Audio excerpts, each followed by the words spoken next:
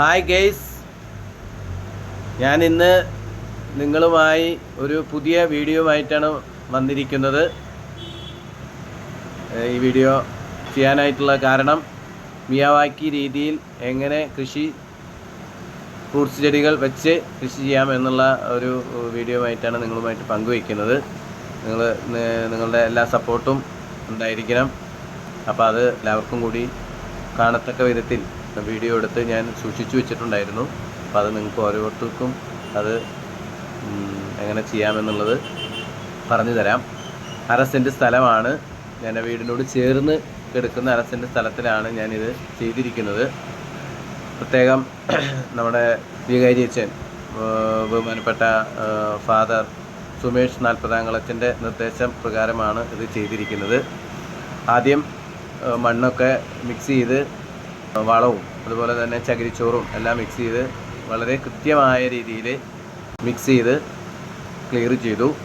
അതിനുശേഷം ഓരോ ചെടികളും മേടിക്കാൻ കൃഷിഭവനുകളും അതുപോലെ പല സ്ഥലങ്ങളിലുമായി നഴ്സറികളിലായി ചെന്ന് പുതിയ തരത്തിലുള്ള ചെടികൾ മേടിച്ച് കൊണ്ടുവന്നു.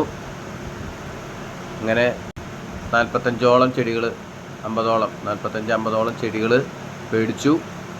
അതിങ്ങനെ കള്ളികളായി തിരിച്ച് ഓരോ സ്റ്റെപ്പായിട്ട് വെച്ചു.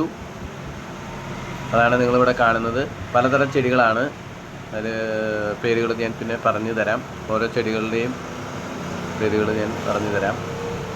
ഇതാണ് ചെടികൾ. നിങ്ങൾക്ക് കണ്ടാൽ തന്നെ ഏകദേശം അറിയാം. ചെടികൾ കാണുമ്പോൾ തന്നെ നിങ്ങൾക്ക് ഏകദേശം അറിയാം. റംബൂട്ടാൻ ഉണ്ട്, അതുപോലെ തന്നെ മൾബറി ഉണ്ട്, പലതരം ചെടികളുണ്ട്.